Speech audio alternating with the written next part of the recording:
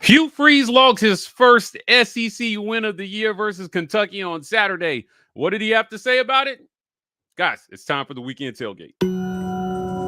This is the weekend tailgate. Brought to you by Golden's Cast Iron. C-Dub. I Joe.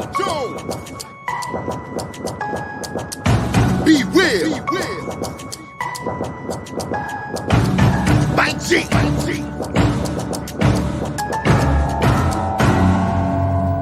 You are now listening to. This is your weekend tailgate brought to you by friends at Golden's Cast Iron. Visit goldenscastiron.com/support and use code Get Your Weight Up for 15% off your weights and code TWR for $65 off fire pits and Kamado grills. Our friends at Golden's are bringing you guys lots of great products. And in the summertime, I know you're going to want to get out there and grill. I have the Kamado grill, Caesar. Fantastic. Phenomenal grilling on that thing. So the weather's turning good. Golden's Cast Iron has you covered.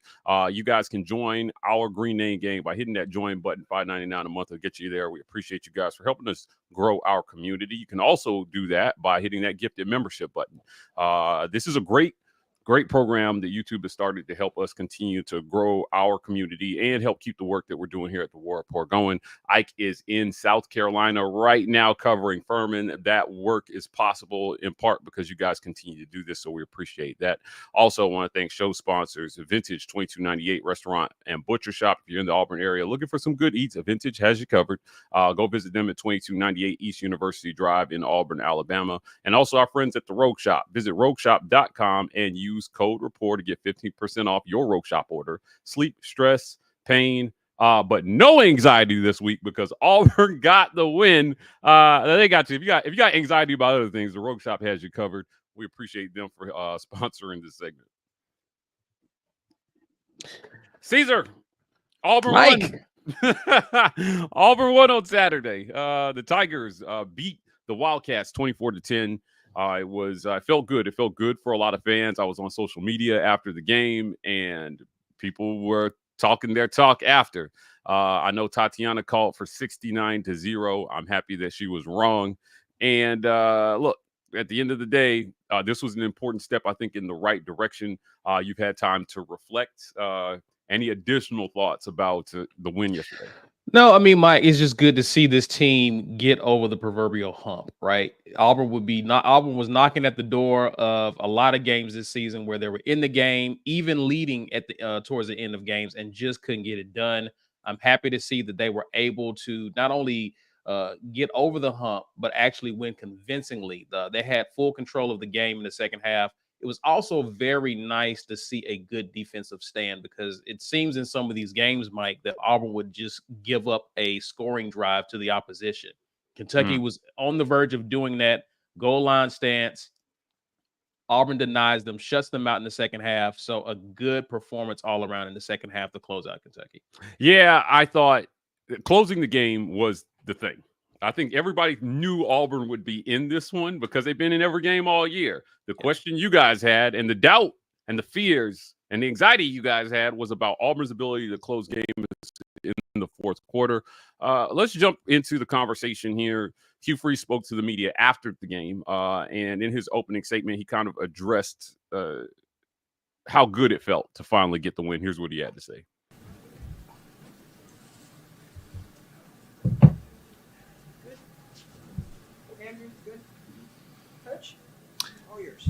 Man, just thank the good Lord.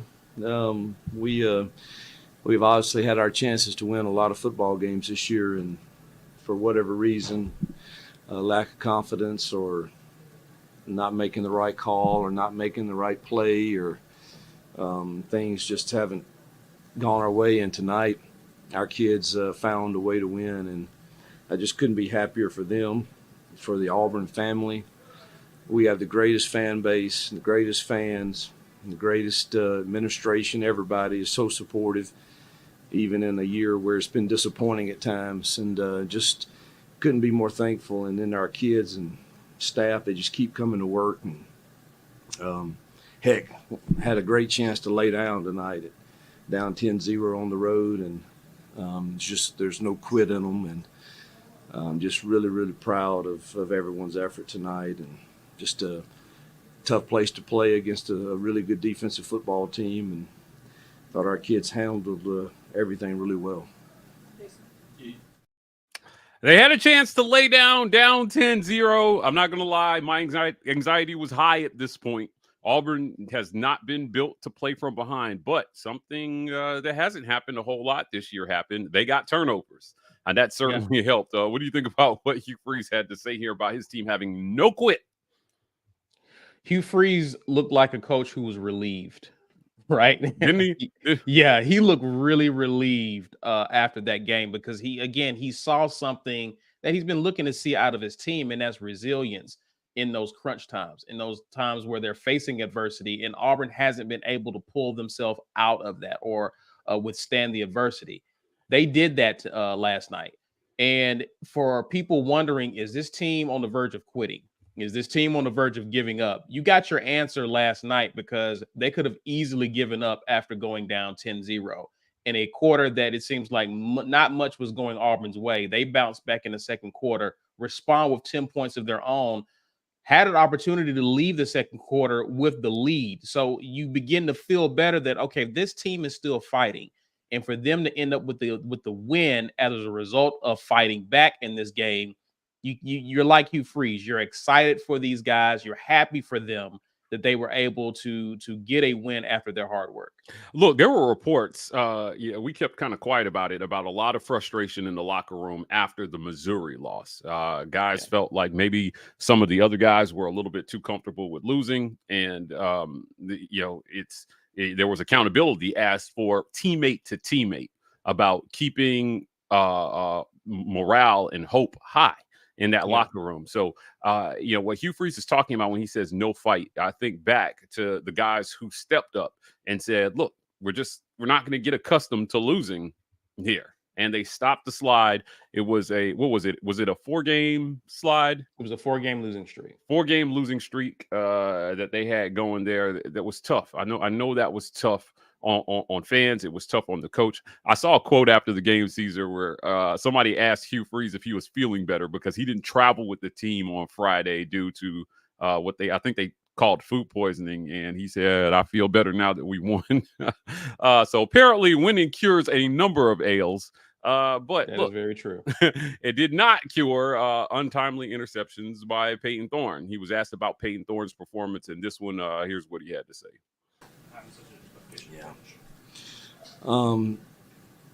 We called things he was really comfortable with that we felt like we could protect at times. The interception, truthfully, the route should have been shaved back to the ball better, and so I know it always shows up on the quarterbacks and everything, and sometimes it is them, but I thought that route could have been run different, but we're playing a lot of young kids, and they do that sometimes. But I thought Payton tonight, other than the last play before half, was a really, really solid, and thought he played winning football for the most part. He played winning football. Now, on that route where the interception was, he pointed to maybe some miscommunication between the wide receiver and the QB there, but maybe that was more on the receiver. Seemed like there were a lot of defenders in the area. Hugh Freeze has defended this quarterback. I thought he played well enough to win. At this point, we don't expect perfection from Payton Thorne, right? Right. So go ahead. He threw the ball, what was it, 29 times? 26 times. He threw it 26 times in this game. It's going to happen, Mike. The more volume throws a quarterback gets, the likelihood of it getting picked off, especially when you have receivers and quarterbacks trying to get on the same page in an offense that has proven to be kind of difficult to grasp, right? And so I'm eager to see what Ike sees when he does the watch the film. Get yourself a green name. You definitely want to see Ike break that down, because I'm pretty sure he will be taking a close look at that play. But I think for what it was, Mike, there's never a good time to throw a pick, but the timing of that was not good. because it was in that first quarter where Auburn just needed a spark, right? You usually look, and this happened a lot during the Malzahn years. Yeah. The first two drives, those scripted plays, were some of Auburn's best series, right? It seems like they figured something out and during the week through preparation, they went out and executed. And it just seems that this team doesn't really do that well with that. It seems like they get going after they've adjusted to what the defense is doing. And during those moments where it seems like Auburn couldn't get anything going, that's when Payton Thorne threw the pick. And it just seems like much of the same. Like when you said your anxieties were high, it was like, okay, here we go. This interception. And so it just seems like Kentucky was just going to keep rolling. I even tweeted like, this may be a long night for Auburn. But again, they came back and they got him involved in making the easy makeable throws, short passes, getting guys like Cam Coleman involved, throwing out of the backfield to Jarquez Hunter and the running backs. Making those types of throws settled him into the game. And then he didn't have to be great because they start leaning on the run.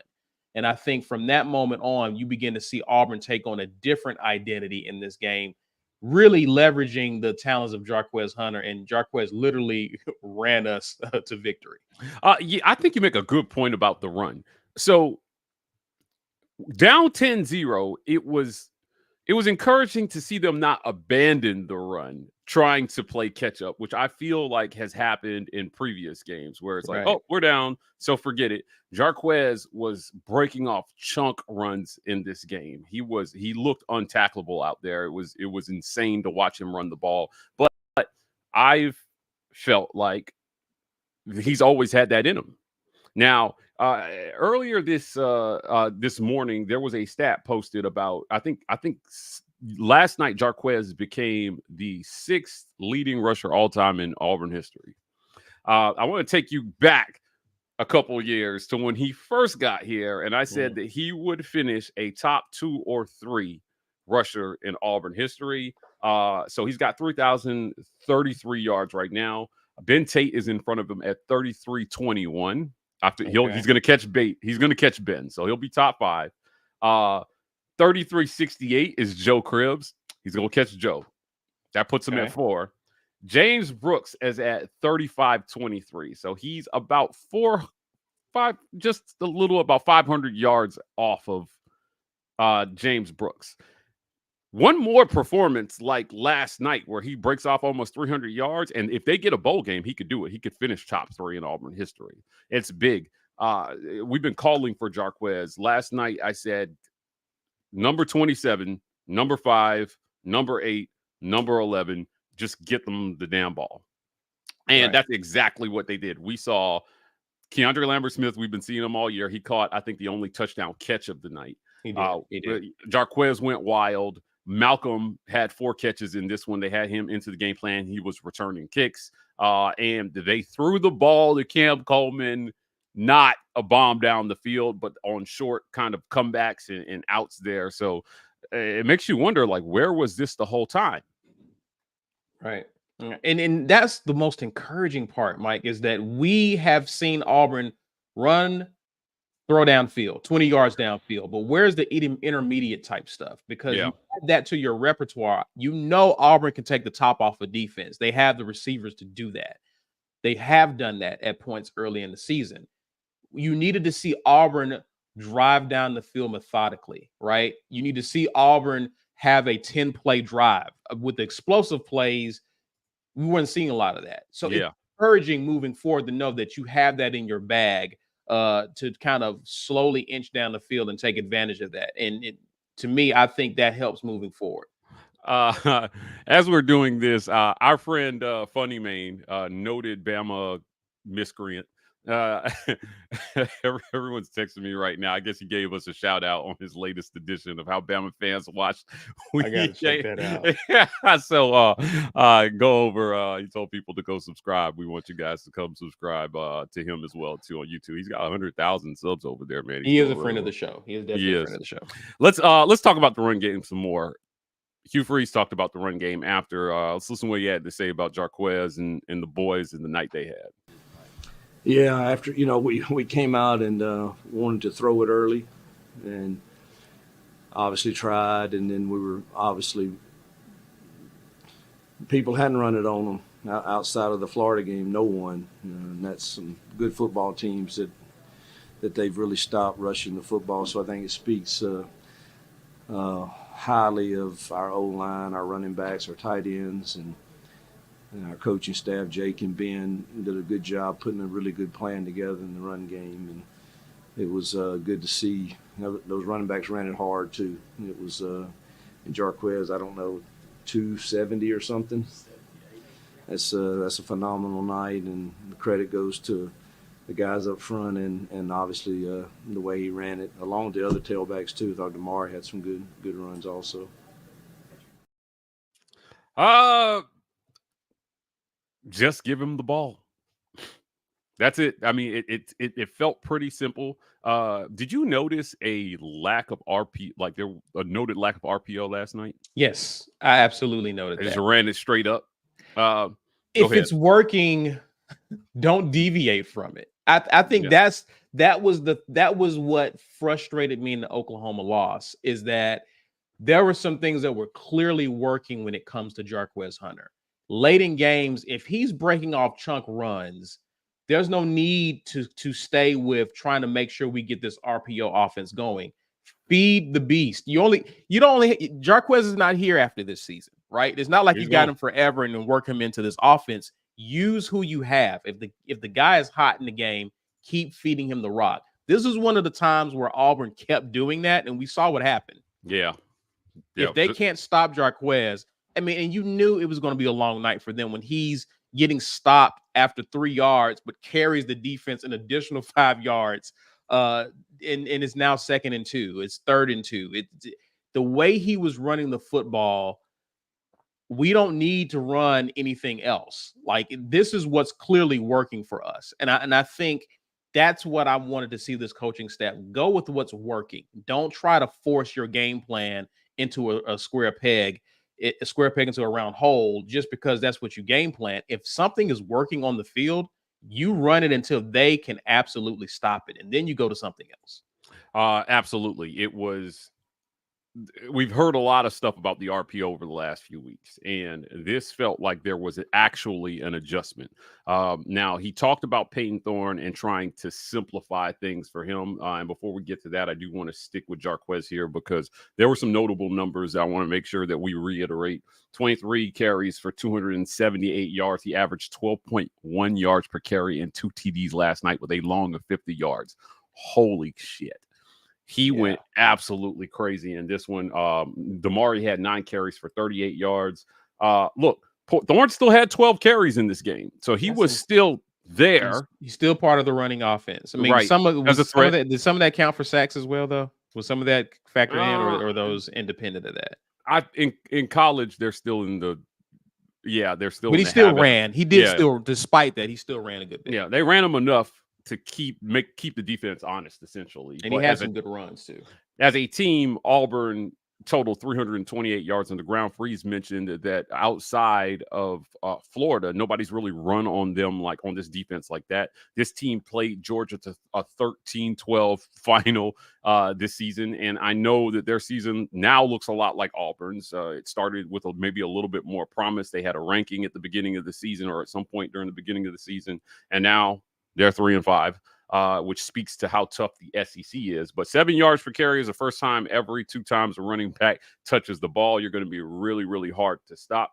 I think the run game took a lot of pressure off of Thorne in this one. Absolutely. And that's what you want to. This is what I was hoping Auburn would do.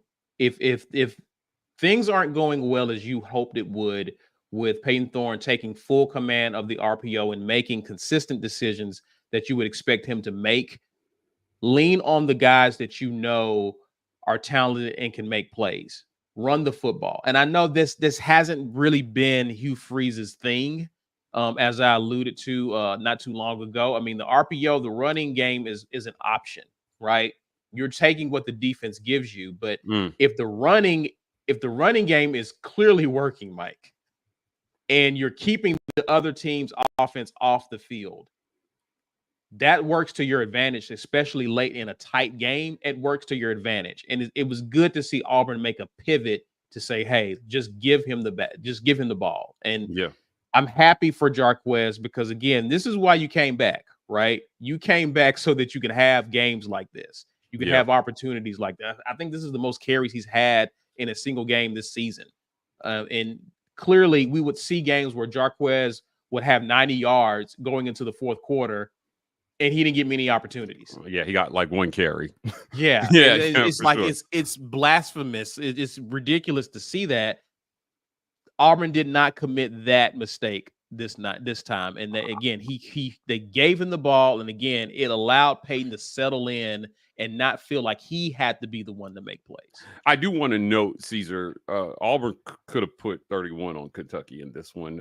They chose to, in class fashion, decided to kneel it out at the end, but certainly Kentucky had no answer for the run game, and they likely would have scored had they tried there at the end of the game. The third quarter had some pivotal moments, I think, that kept Auburn in a good position to win this one.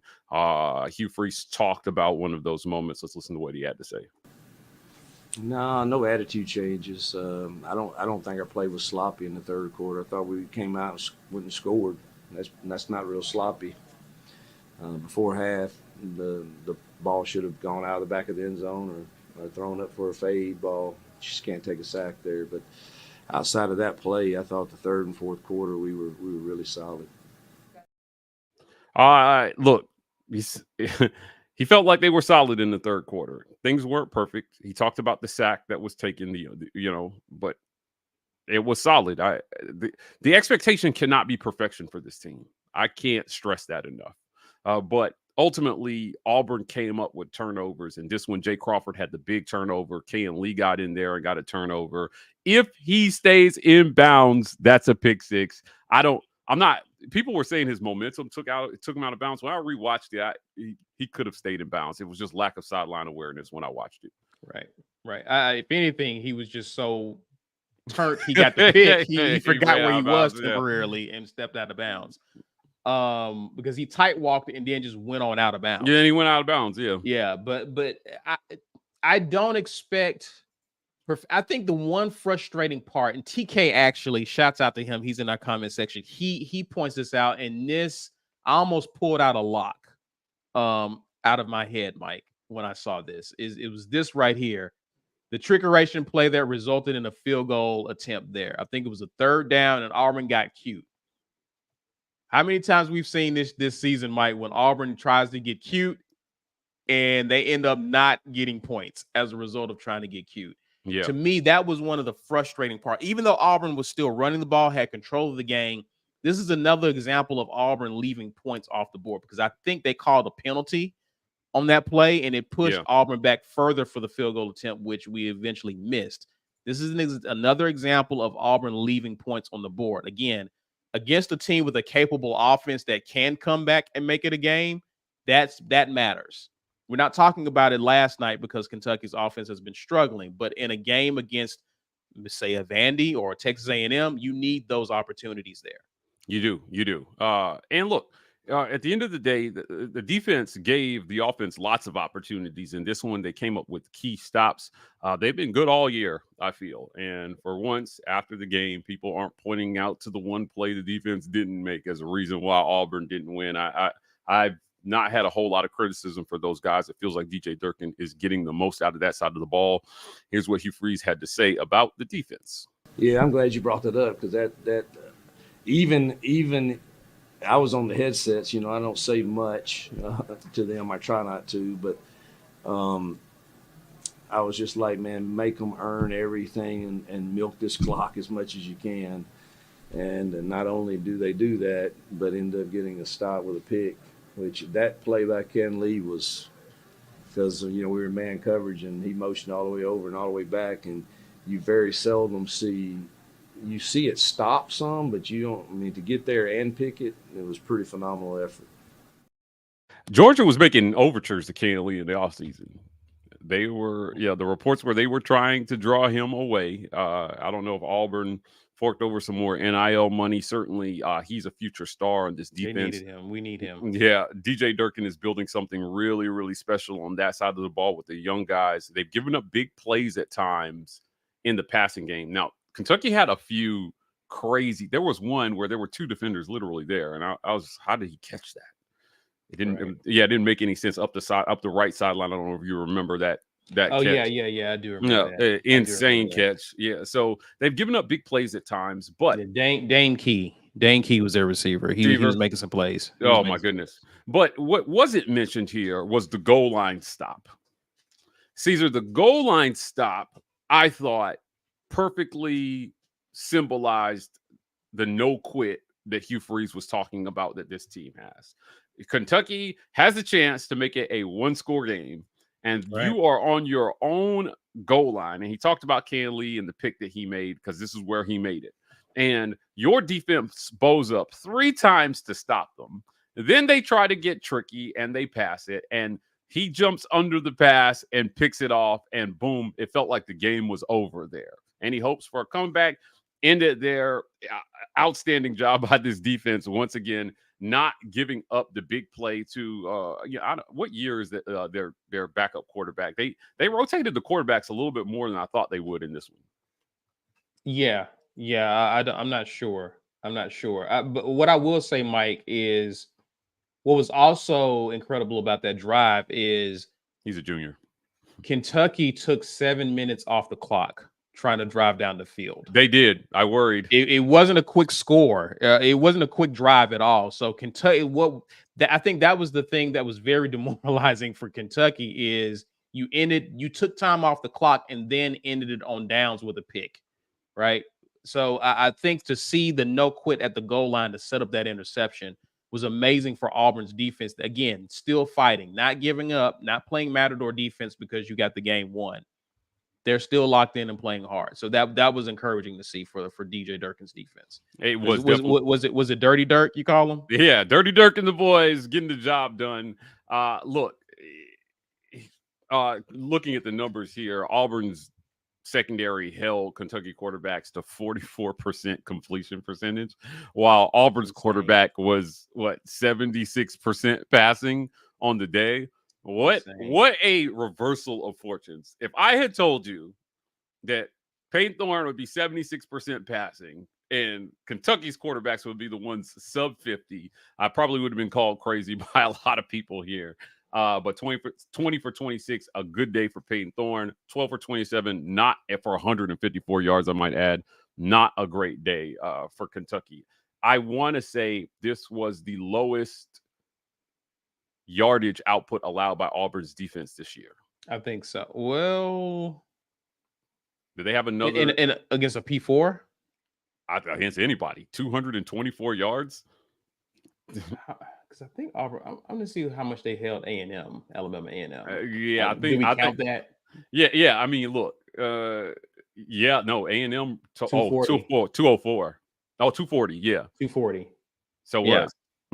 Yeah, the lowest against another SEC team. Unreal performance by this defense, I think. In today's college football, holding any team under 300 yards of total offense is going to give you a chance to win unless you're just turning the ball over inside your opponent's red zone, right? Essentially. So it was cool to see that that happen that way.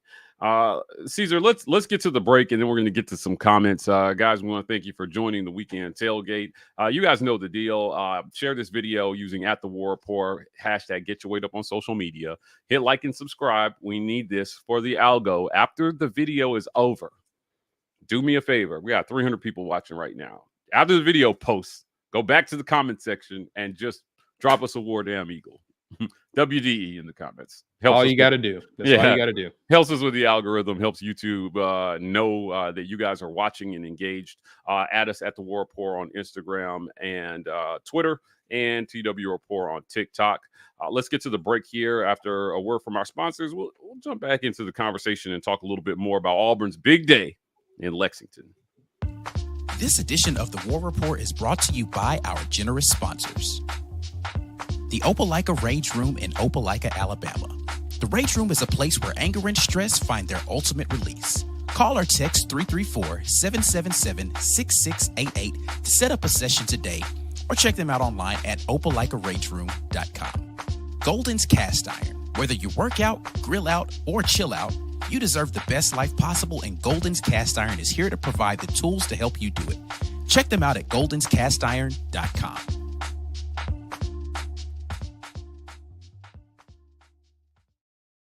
This segment of the War Report is brought to you by our friends at Manscaped. Visit manscaped.com and use code REPORT to get 20% off plus free shipping. Manscaped is introducing the Chairman Pro Electric Foil Shaver, Caesar. Yeah, they're always cooking up something over at Manscaped. The game-changing tool that brings you the luxury of professional shave right into your home. Whether you're after that daily silky smooth finish or prefer to maintain a rugged 5 o'clock shadow, the Chairman Electric Foil Shaver is your go-to for precision style every time. Head over to manscaped.com. Join the over 11 million men worldwide who trust Manscaped using code REPORT for 20% off plus free shipping. And a lot of people celebrated last night, and some celebrated in some unique ways. I'm not saying I did, but try joymode.com if you want to celebrate with that very special someone. They've got you covered. Visit tryjoymode.com and use code REPORT to get 20% off plus free shipping there. Guys, imagine you're a supplement like your favorite greens pack that you can put in 6 to 8 ounces of water 45 minutes before the boom boom, and then the magic happens, and when it's time to happen, you are ready. Get hard and stay hard with tryjoymode.com using code REPORT for 20% off plus free shipping. You want to be him in the bedroom, Joy Mode has you covered. Let's get to some comments here. We appreciate our title sponsor, Golden's Cast Iron, for sponsoring this segment. Let's get started with TK. TK says, Vandy's timing is bad. A buzzsaw waiting for them. Ooh, okay. Says like a buzzsaw's waiting for them. I like that. They play Texas to a 3-point game. Holy crap! Again, amazing year Vandy's having, but the what I take comfort in, obviously you said it really good yesterday, Mike. You're worried about Pavia. Pavia has been the issue here, but again, Vanderbilt away from Nashville is a different Vandy team. Yeah. And so you're hoping that Auburn can take advantage of that with them injured and here, 80,000 fans screaming down on them. You hope for a different outcome there. Remember the year Harsin got fired and Cadillac came in and Texas A&M was 2-win team, Auburns 2-win team, and they created a Super Bowl like atmosphere for that game. It was insane. Cole Kubelik was talking to Cadillac as they were coming out of the tunnel. It was amazing. Yeah. But that was a night game, and it looks like this game is slated for maybe a noon start. Possibly. I hate it. Possibly. Yeah, but it is Auburn versus Vandy, so not a whole lot of chance that was going to get prime time. I just hope fans show up for that one. The weather should be nice. It's that time of year, so we'll see what fans do. Please show up. Cleveland Brown says, nice shout out by Funny Man to follow you guys. Funny Man's been following us for a while, actually. We did a crossover segment with him not too long ago, but we appreciate him.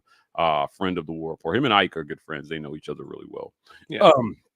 Daniel Denny says, did anyone else think we were getting blown out after the first? I absolutely thought that was going to happen. I absolutely thought that. I was like, why are we getting Kentucky's best all of a sudden? It felt that way, but Durkin's defense has adjusted every single game. So they may start fast, but they found adjustments midway through the first quarter to early second quarter to limit what offenses have tried to do against them. And I was confident that they would come up with something there. But yeah, I mean, I get your anxiety. However, if you look at how they played this year, there's no precedent for them really letting any team run away with the game. Can we also talk real quick, Micah G, about the significance of that 3rd and long when Auburn was backed up close to their own end zone, where Payton Thorne scrambles out right, signals to KLS, throws down the field and converts that 3rd and long on what looked to be a broken play that was going to end up with us punting. That throw on the run, and here's what KLS went to the ground to grab the ball, so it was a great catch. But that ball was right where it had to be to keep the ball out of harm's way. It was going to be Keandre or nobody catching that ball. When you're throwing on the run, kind of against the momentum of your body headed toward the sideline, but back in bounds, if you float that one, that's how those balls get picked. So, he kept it low. Keandre went to the ground to grab it. I thought it was a great job there by him. So, awesome throw by Payton. Awesome play by Payton to get you off of your goal line. Correct. Right. Flip the field. Robert with the super chat. We appreciate this. Can y'all help me understand how is it the offensive line can create open space and create clear run lanes, yet look completely puzzled when they try to create a pocket for the QB? Is it coaching? Is it scheme? I mean, we've talked about this. Percy Lewis was struggling. Jeremiah Wright went down during the game. Did he came back eventually? But I don't know if he's 100%. This offensive line has just struggled at times. I don't think it's really coaching or scheme. I just think they have not played well at times. Last night they had a good game. Now, Kentucky had some injuries on defense coming into this game, but they do what they have to do. You got to play who's on the field. They did it last night. Hopefully, in Kentucky has a good defense. Like, that's one thing that Kentucky is known for, despite some of their issues, is that they have always had a good defensive line. And there, with a good defensive line, you're probably going to lose some battles there. Dylan Wade playing left tackle in this game. The goal was for him, even though he has experience playing left tackle, the goal was for him to slide in and play left guard. Well, due to Percy Lewis's struggles, he's been moved back to left tackle. And against some of your better edge rushers on good defenses, you're going to lose some of those battles more times often than not. And that's what happened in the game last night against Auburn. They're going to have to shore up the offensive line, to Mike G's point, though. Yeah. Daniel says Jarquez said he ran for almost 300 because he said he was tired of losing. He did say that in the post game. He gave a lot of credit to his Lord and Savior, Jesus Christ. And it was good to hear someone say Jesus Christ in a positive connotation after the game and not a negative one. JJ Brand, the goal line stand might end up being where this team finally turned the corner. Pivotal moments, man. I think it was very symbolic of them still being able to fight here. Marshall Jones, we appreciate the comment, says it worked against Kentucky doesn't mean it'll work against Vandy. You got to scheme something up every week. It's a different team every week. I agree, but look, at the end of the day, you got to get the ball to your playmakers and running backs. That's what you have. If the game is going to be on Payton Thorne's arm, get ready for a wild ride. And that's the thing, is that if something works, right, don't abandon what's working because you're trying to establish a certain type of identity. If a team is giving you 5 to 6 yards a carry and your running back is averaging over 10 yards every time he touches the ball, it doesn't make sense for him to not get the ball. Now, if a team stops you, then I get it. I get that. I think that's what Marshall maybe is missing here is that it hasn't been necessarily the run game hasn't worked at points this year. It's just that they've abandoned it too early. Correct. They've just abandoned the run game too early, and they stuck with it last night because look, they were loading it. They were stopping the run in that first quarter, and Auburn just didn't quit running it. And look, on a lot of those throws, a lot of the things where they try to get too cute, where fans, analysts alike are just hand it to Jarquez, and if it doesn't work, okay, you live with that. Right. But when you try to get cute and get tricky and do all these things, that last night it just felt like finally here's the simple game plan where you line up, hand it to your guy, and let your guys beat their guys. I like that. More of that. And with the teams they have coming the next 2 weeks, that should work. Should. Yeah, it should. Chazzy DAU says it took everything I had to keep watching after Payton Thorne's very first pass he threw into the ground to a wide open Jarquez. Again, we've seen this movie before where it just seems like, all right, this is the Auburn. This is the Auburn that showed up today. Okay. All right. Yeah, tough. Very, very tough. TK says Payton Thorne followed the script after halftime. after halftime chewing. He made the short throws and the dinks and dunks and was the game manager he needed to be from day one. Look, the check down to Jarquez where he scrambles out and then Jarquez is right there in the flat. He dumps it off to him. Jarquez runs up the field, flattens a guy at the first down marker and gets the first down. That's been there. Damari caught one out the field and out the backfield and made some plays. So like he's doing, then he scrambles. When he's doing those things, like he's comfortable. He doesn't have to be the savior of the offense when Auburn's running game is carrying the day. Again, when you take that away, and teams will probably, to Marshall's point, teams will try to take that away from Auburn. Then we have to go to something else. But if you're not taking that away, there's no reason for you not to run the ball. And again, Payton gets to settle into the game plan and do a lot of what TK is talking about right here. Yeah, absolutely. Let's see here. Anthony Long says, I feel like next week's games come down to containing Pavia. This will be Hugh's third time facing Pavia in as many years. Surely he can't lose to him 3 years in a row. That is the key. The key is stopping Pavia's legs. On that first touchdown that they scored versus Texas, man, it just looked like they had him and he beat the guy to the outside and just kept running up to the field. And then it was first down. And then next thing I know, he's diving for the pylon and it's a touchdown. The guy's just a playmaker. So if you stop him, I think you can beat Vandy. Rick says the difference was that Thorne was able to make plays, but he was never needed to win the game. It's stress and pressure where he gets worse. When we needed a play, we got him from somewhere else. Let's give Payton some credit. He made some plays in this game. He threw a touchdown pass to Kendra Lambert Smith. It was a great pass in the corner of the end zone. He had the other one to Kendra. He found Cam Coleman on some shorter routes to keep the defense honest. I know he's had the pick, but look, 20 for 26, man. If we're gonna beat down on this kid every time he does something, I just don't feel like we should be overlooking the performance day. 76% passing. If you get that from him most games, Auburn's probably sitting here with one loss, if not undefeated. Yeah, I mean, but I think to Rick's point, Ike has made this point. What I read from this is pressure.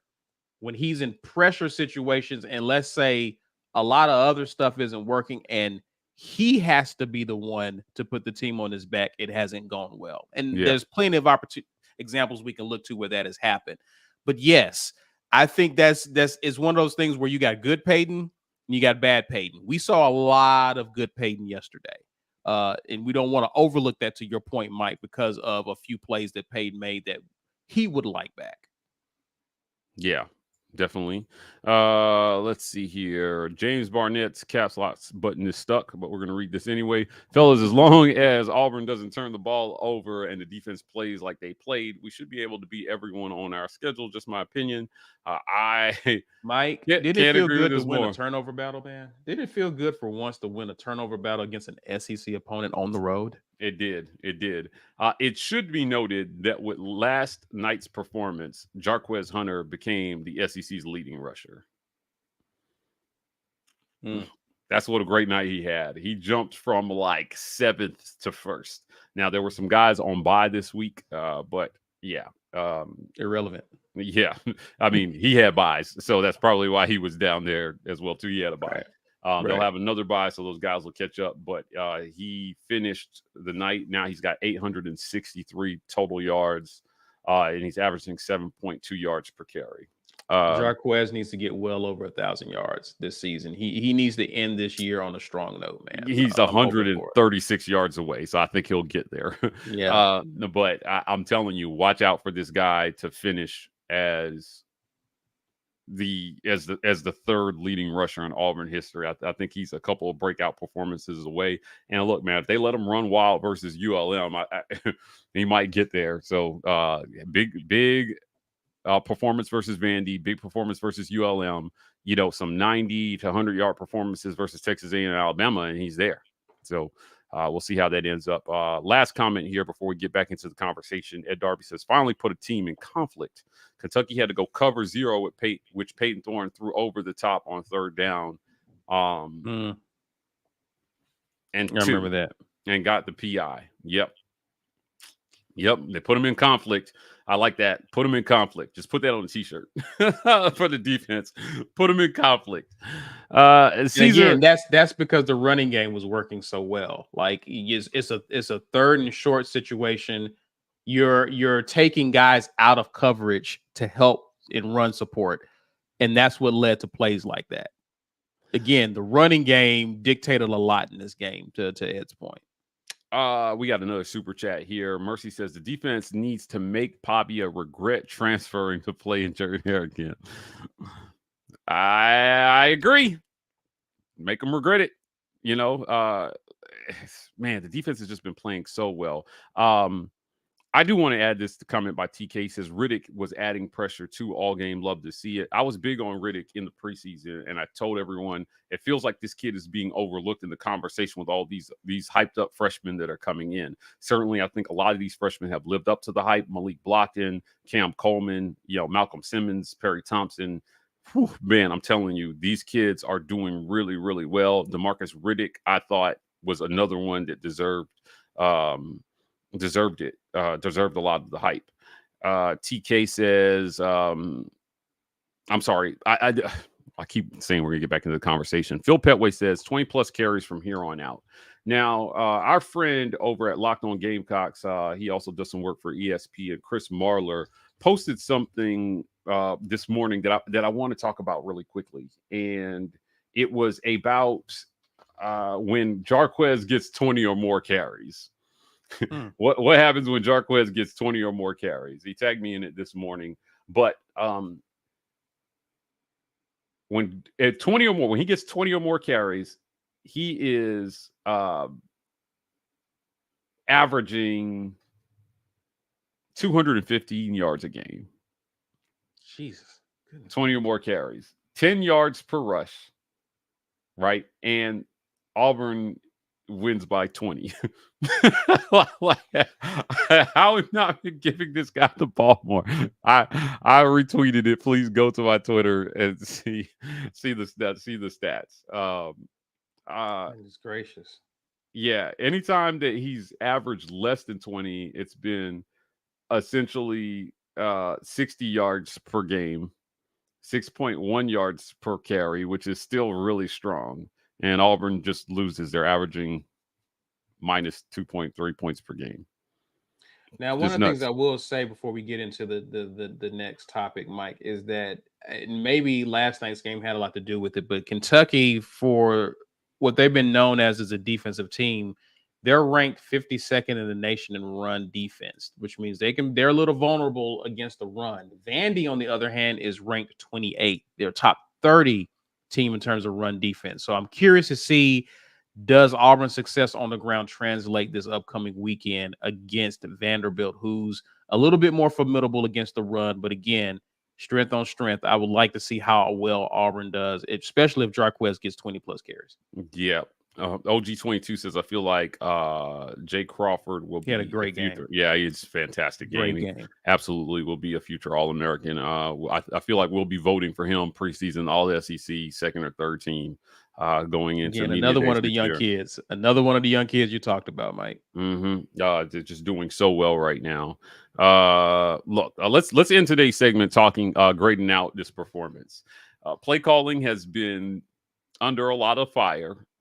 Feels like Derek Nix called a little bit more of this game. I'm not going to say how I know that, but it feels like Derek Nix had a strong influence on this play calling. Auburn had to have the win. Let's grade out the coaches on offense, man. How did they do? I'm going to give them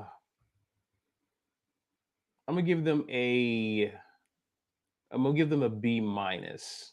B minus? Okay. I'm giving them a B minus in this, simply because of how they mismanaged the end of the second quarter. I did not like that they ran the ball and used their last timeout. Okay. I did not like that at all. Again, like I said, I almost pulled a lock out when they ran that trick play and got real cute in the second half. Because again, those are the moments where Auburn has lost momentum and the other team comes back and scores somehow. And now Auburn is in a tight situation. Yeah. Agreed. So play calling the play calling brings this down a bit, but again, being able to pivot to what's working was crucial in this game. You used your guy, you used your dog, you used Jarquez, and he rewarded you with that decision. So again, from that vantage point, the game plan in terms of dink and dunk, I like overall what they were trying to do. It worked very well, so I would give them a B- there. Yeah, I'm going to give them a B. I'm going to give them a B. Okay. I'll take the minus off. I felt like you're understanding your limitations better. And you're calling a game that suits your personnel. That's what it felt like they did yesterday. Stop trying to do things that your team can't do. What they can do is they can run the ball. Payton Thorne can make plays in spots. You've got to give him at least 25 throws a game. It just feels like that's not a lot in today's college football. Right. But they didn't overly manage Payton Thorne. They let him throw some shorter routes. Still they're having problems. Auburn is having trouble throwing the ball over the middle of the field. As soon as they get in toward the hash with that pass, it's danger zone. But they kept the ball on the outsides, and they got the guy. The reason why I'm giving them a solid B is they got the guys who will keep this offense moving forward involved. Cam Coleman, they got involved. Kendra Lambert Smith, they kept involved. Malcolm Simmons, they got involved. Jarquez, they got involved in the passing game. He had 4 receptions yesterday. I've been screaming for them to use him in the passing game. They did that last night. It's just, I wonder why they haven't been doing that all season. It feels like it's been there. They've just stopped. I see a lot of you guys in the comments here with the B pluses and the Bs. It wasn't an A, but B with this defense feels good enough to win you the game. On the defensive side of the ball, defensive play calling, what are you grading DJ Durkin's defensive play calling out at?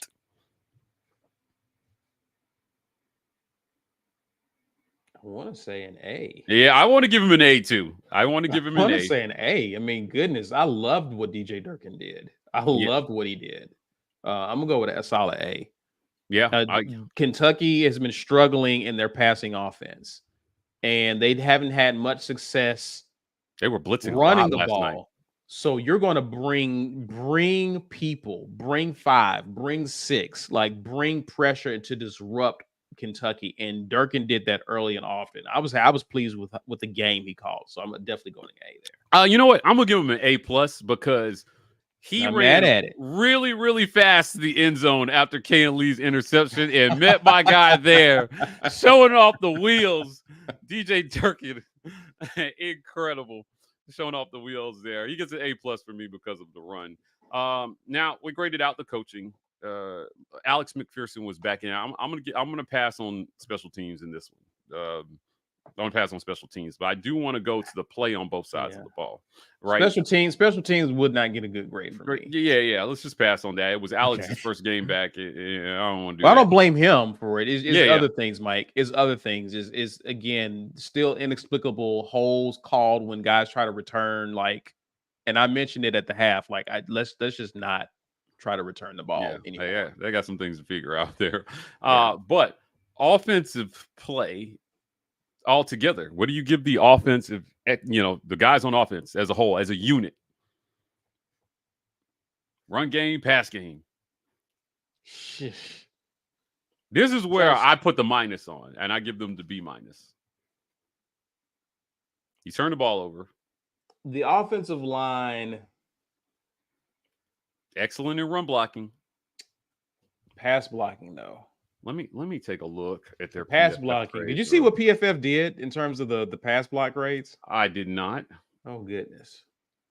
Oh, okay. All right, you're scaring me. Yes. Was it bad? I think the effort in terms of the players, I will give them a B. I think we and I are going to flip flop here. In terms of the players, I think they did enough good things. There are some things that are concerning moving forward in terms of pass pro. Mm-hmm. The turnover, the miscommunication between receiver and quarterback still appearing. You're seeing what I saw. Okay, Dylan got killed. Xavier Miller kind of oof. Yeah, it's bad. It's really bad. Jeremiah Wright was the highest graded pass blocker. Yeah. I'm gonna go with a B overall. Just because I saw enough. There was enough that I saw that I liked. The running game, again, the passing game, you do enough pass for them to have to respect it, and then you run the ball. The focus of the game plan was a running game, and they executed it very well. So I'm gonna give them a B. Did they give up 4 sacks last night? I think so. Okay, yeah, that would underscore the poor pass blocking grades that we're seeing here. Jarquez was not good blocking last night. No, he had a great game running the ball, but he was not good blocking last night. Yeah, which is weird for him, but yeah. Yeah, it was, man. Yeah, lots of sacks. Yeah, 4 sacks. Payton did a good job, I think, last night with the pressure he was under. Mm-hmm. All right. So, again, B for me. Okay. Yeah. Chat, what are you guys? I see some B pluses here. The plus is hard. The plus is hard. I just think it was. Yeah, it's a B. I give it. I give it a B. B, yeah. From the offense. All right, defense, man. They came up with 2 picks last night, 2 turnovers, no fumbles forced. But they both corners got them a pick. I'm going an A here. I'm going an A. A all around, from coaching. The defense played a heck of a game. Only 4 missed tackles on the night. So they did well. They weren't letting them. There was one. Who was it? It was a corner that hit the Kentucky guy really hard on the catch, and I thought he was going to keep his balance, but he ended up falling down.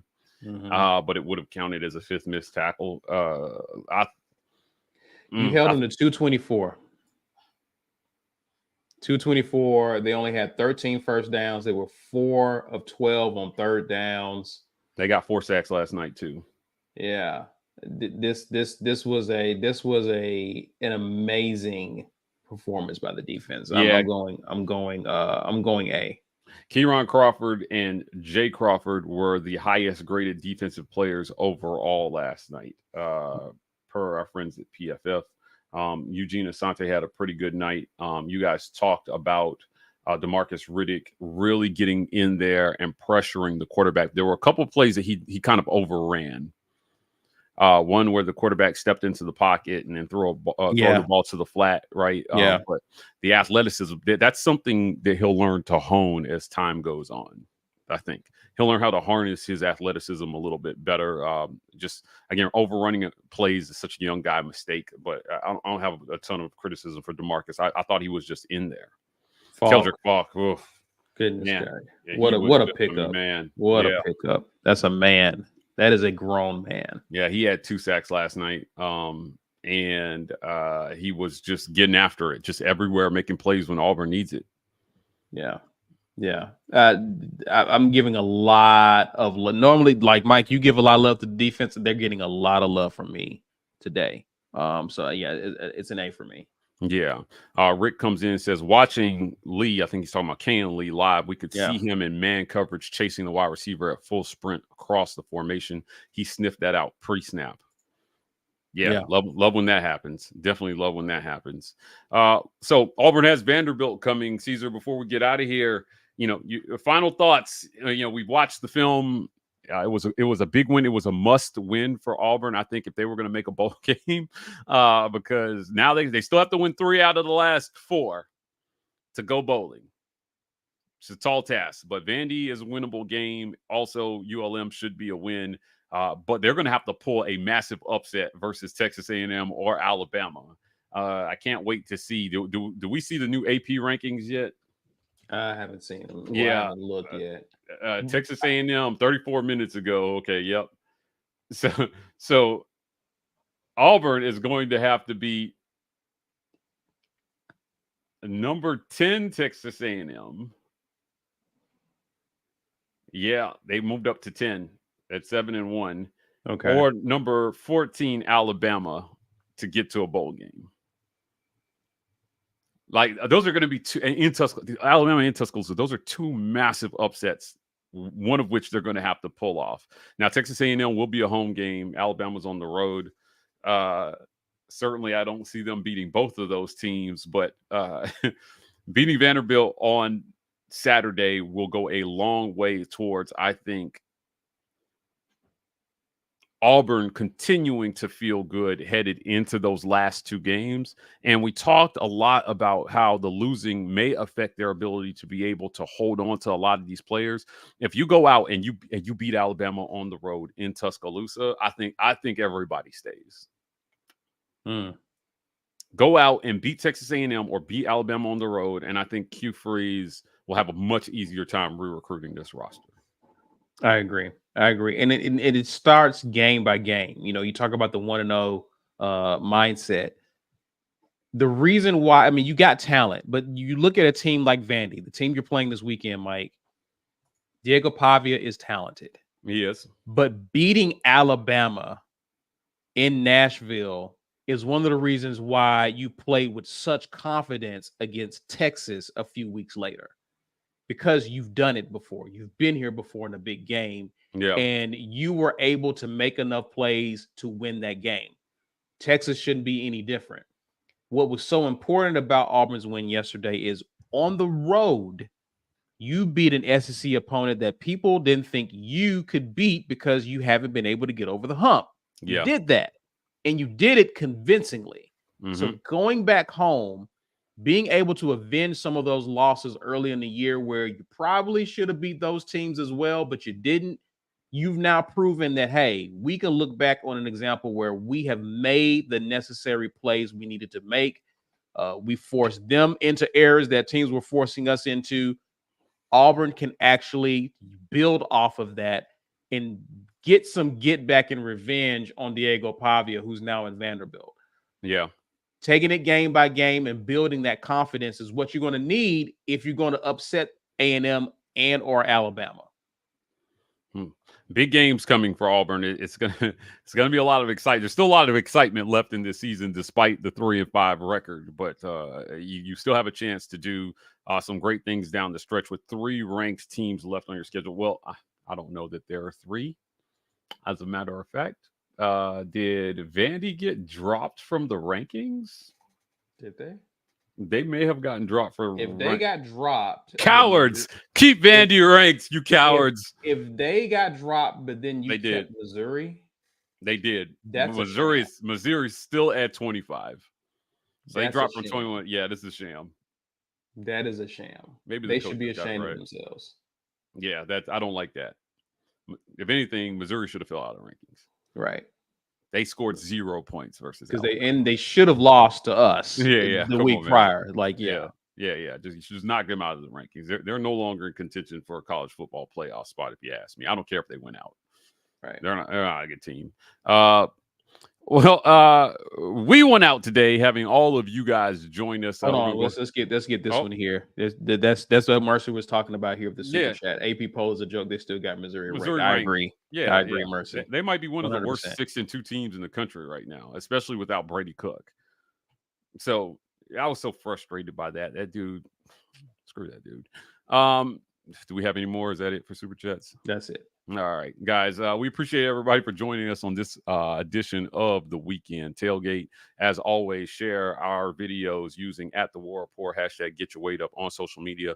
Like and subscribe on YouTube. We appreciate you guys for doing that. Also, go after the video posts in the comments after the video. Please go leave a comment. Just give us a word amigo or something. Continue the conversation in the comments. That helps us in the algorithm.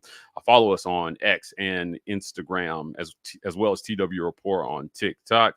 Ike is in Greenville right now covering the basketball game. Auburn has an exhibition versus Furman. So he'll be follow him on social media, TWR Ike Jones on Twitter. He's going to be giving you guys lots of reports there coming from Greenville. Excited to see what he has to report there. If you guys didn't already know, join our community by hitting that join button. $5.99 a month will help keep the work that we're doing at the War Report going. As I mentioned, Ike is out in Greenville. You can help keep him going to these places by joining as a member. We appreciate everybody for the gifted memberships today. Also want to thank our title sponsor, Golden's Cast Iron. Visit goldenscastiron.com/report and use code Get Your Weight Up for 15% off your weights and code TWR for $65 off fire pits and Kamado grills. I have the Kamado grill. Brian B. Will has the fire pit that we use, that we do our firesides around. Guys, these are great lifetime products they're making at Golden's Cast Iron. Buy local. They're local here in the community, right here in Columbus, Georgia, but servicing the Columbus, Phoenix City, Opelika, Auburn area. We appreciate them. We'll be back at you guys tomorrow with the morning drop, talking a little bit more about what happened today. We're signing off, guys, and as always, War Eagle. War Eagle.